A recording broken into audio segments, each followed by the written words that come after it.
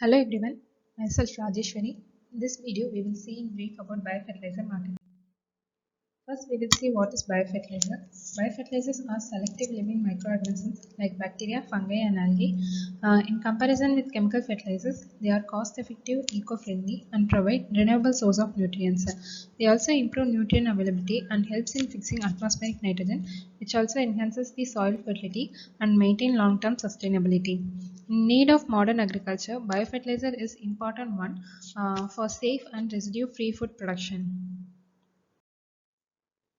Microorganisms like Anabaena acoli, mycorrhizal fungi, Pseudomonas fluorescens, Azospirillum, Rhizobium, and Rhizoctonia solani are used for manufacturing the biofertilizers. One should be aware of the following things in order to run a successful biofertilizer manufacturing unit. The biofertilizers we use should be appropriate, economically feasible, and culturally desirable, and it should be environmentally friendly, stable, efficient, adaptable, and it also be reproductive. Challenges we face in implementing or introducing a biofertilizer unit is since biofertilizers are living microorganisms, they die in case of unstable environment. Their shelf life is limited. We can say averagely it will be between 6 to 12 months. Some are crop specific and some are location specific. Uh, Changes in cropping pattern, soil characteristics, microflora and fauna may also have impact on biofertilizers. It may have product modification due to these reasons. Global biofertilizer market is expected to reach US $1.88 billion by 2020 at a compound annual growth rate of 14% from 2015 to 2020. In 2012, the overall market was worth US $440 million. The demand has been increased during these years is due to increased spending power and increased awareness level regarding health and wellness among consumers. The sales can be increased by following some tricks. The important thing is the channel members and the consumers. The channel members like dealers and distributors needs to be motivated by offering tangible benefits and incentives. Likewise, the consumer also needs to be attracted by offers of coupons, buying allowances. Conducting demonstrations among farmers and village leaders besides dealers is important one for increasing the sales. While introducing a new product in the market, the product faced several marketing constraints. Likewise, the biofertilizer unit also faced several marketing constraints like instability of the inputs and outputs, biological, technical, financial constraints, lack of developed marketing channels, and infrastructure facilities are the major constraints faced by the biofertilizer units.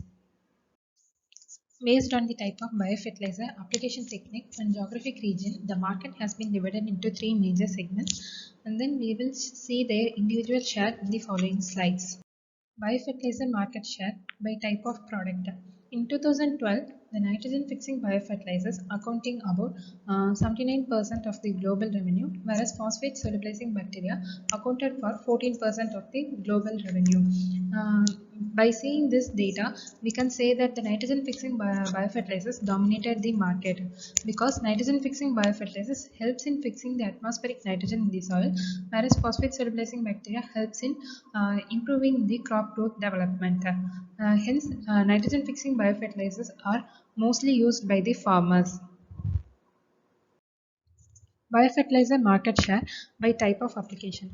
We can apply biofertilizer both by seed treatment as well as soil application. Seed treatment accounts for 72% of the global biofertilizer market revenue in 2014, whereas the broadcast spreaders occupies more than 60% of the overall market share in 2020. From this diagram, we can say that the seed treatment has dominated the market share, whereas soil treatment occupies less because seed treatment requires less amount of biofertilizers than soil treatment, and it will be also economically feasible to farmers. Biofertilizer market share by region. It is based on the revenue earned by the different regions. North America accounts for about 32%, Europe holds 23%, Asia Pacific accounts for 19%, and Middle East Africa accounts for 10% of the global biofertilizer market revenue in 2014. This diagram shows the general proforma of biofertilizers production.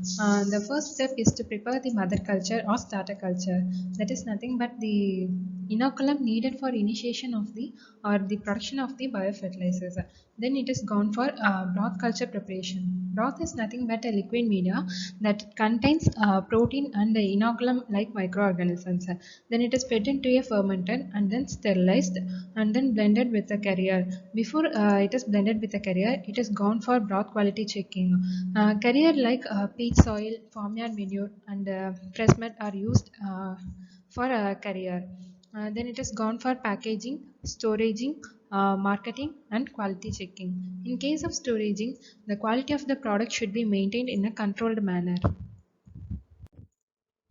Utilities needed for running the biofertilizer manufacturing unit is manpower, water, air compressor, and vehicles for transporting the goods. The manpower includes Chief Executive Officer, Chief Biologist or Microbiologist, Sales Officer, Accountant, and Clerical Assistant, drivers, flow supervisors, factory manager, technical staff, and skilled laborers. The marketing plan or strategy is needed in the successful running of any unit. First one is the field demonstration.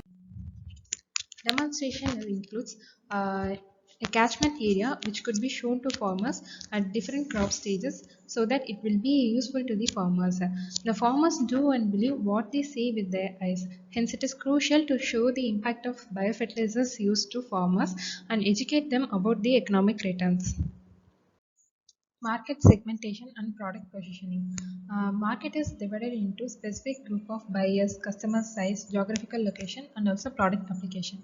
The product must be positioned in the minds of the customer by using unique selling proposition needs and designing a product that is based on the needs of the customer. For example, producing a biofertilizer that save cost through reduced dosage of chemical fertilizer and also improve resistance power against diseases. Pricing. The biofertilizers manufacturers will probably not be able to apply pricing strategies here. The rural markets are quite price sensitive and fall under the category of zero elasticity of demand. That is, the demand will be unchanged whatever the price may be. Being price sensitive input, the pricing needs to be kept at a penetrative level. The real advantage for this sector comes from reduction in logistic costs. Publicity and training. In order to reach a product to public in a wide manner, publicity is important. Wider publicity can be occurred through radio and education events, conducting orientation and training programs, and constant visits and developing close connection with farmers is also important. Here we comes to the last part of the video. These are the major companies involved in the biofertilizer production with Novomyces, Rhizobacter Argentina, National Fertilizer Limited, Madras Fertilizer Limited, Gujarat State Fertilizer and Chemical Limited, Biomax Symborg AgriLife, and Kiva Biotech Products Group Corporation. Thank you.